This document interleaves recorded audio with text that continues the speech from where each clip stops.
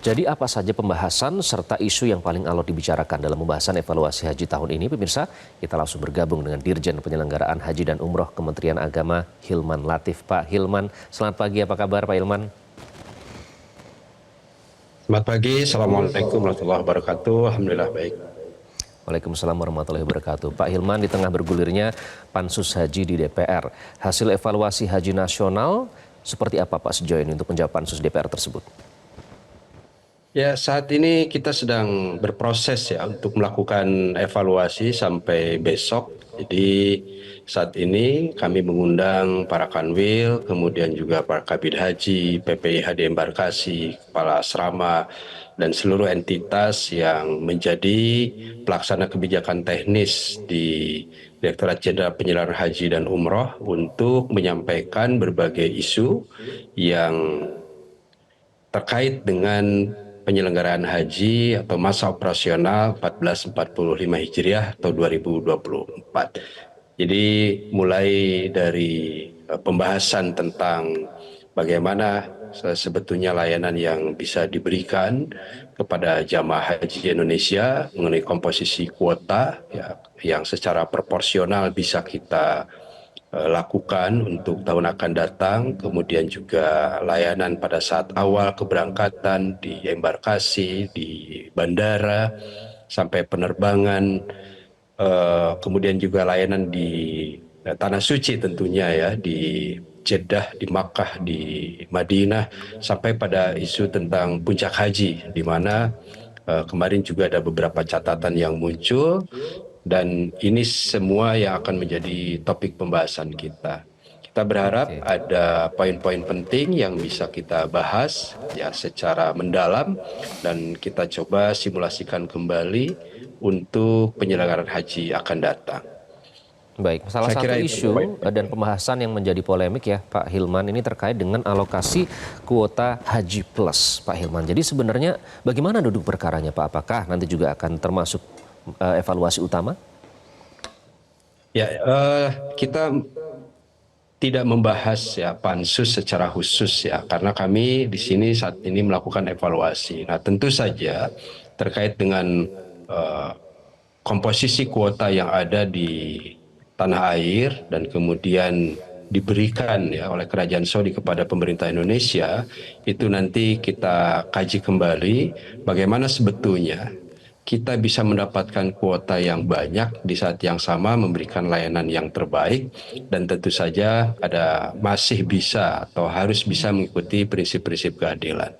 Dan ini tentu saja harus kami simulasikan secara mendalam ya, termasuk juga komposisi haji reguler maupun haji khusus dan juga visa haji mujamalah.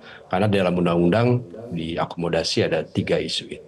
Nah, terkait kuota, nah ini yang menjadi perhatian kita juga, bagaimana sebetulnya persiapan-persiapan harus lebih baik dengan perhitungan-perhitungan yang cermat untuk pelayanan pada saat puncak haji. Nah, ini yang menjadi bahan bagi kita agar mungkin polemik seperti ini tidak terjadi lagi. Oke, jadi itu target problem yang akan diurai ya Pak selama rapat evaluasi haji nasional. Pak Ilman, yang kami pahami ini adalah jumlah jamaah haji ini kan termasuk paling banyak ya, belum pernah ibadah haji ini jamaahnya sebanyak ini. Kemudian apakah memang benar Kementerian Agama sebenarnya cukup terkejut kalau dikaitkan dengan persiapan yang sudah dilakukan dengan ada pembentukan pansus haji ini Pak? Ya, saya kira kita sudah ketahui bersama ya, karena masalah pansus sudah sebulan bergulir, bahkan semenjak kami masih di Saudi laksanakan operasional haji. Jadi tentu terkejut dan kami ingin uh, melihat secara lebih komprehensif lagi ya, mengkompromikan berbagai banyak hal termasuk juga masalah kuota ini dan mengkomunikasikan kepada publik. Ya, intinya ada kebijakan teknis yang diambil oleh Kementerian Agama ya, yang kita ketahui berbeda dengan putusan DPR yang diputuskan pada bulan November 2023 dan apa yang dilaksanakan atau diputuskan oleh Kementerian Agama dan disepakati oleh Kementerian Haji pada bulan Januari. Nah, ini ada masalah politik yang saya kira ya itu kita berharap bisa dikompromikan, direkonsiliasikan. Nah, meskipun begitu, karena ini pansus sudah bergulir, kami tentu saja menyiapkan berbagai argumen, data, dokumen yang terkait dengan kebijakan yang diambil itu. Dan ini yang mudah-mudahan nanti pada ketika pansus bergulir, ini bisa cukup meyakinkan kepada para anggota pansus ya, bahwa penentuan kebijakan itu bukan semata-mata langkah instan ya, tapi juga penuh pertimbangan. Nah, terkait dengan kuota itu saya kira demikian ya. Nah, untuk selanjutnya saat ini kan kita sudah mendapatkan kuota 221.000 ya, belum ada isu tambahan. Nah, ini juga formulasi Baik. komposisi tentu akan kami bahas bersama pada saat raker evaluasi ini, rapat evaluasi penyelenggaraan haji, dan menjadi bahan untuk rapat kerja dengan Komisi 8 DPR RI di waktu akan datang. Nanti Dan saya harapannya apa kira Pak setelah bisa ini menjawab menjadi pansus? pembelajaran. Gimana? Pembelajaran apa yang diharapkan?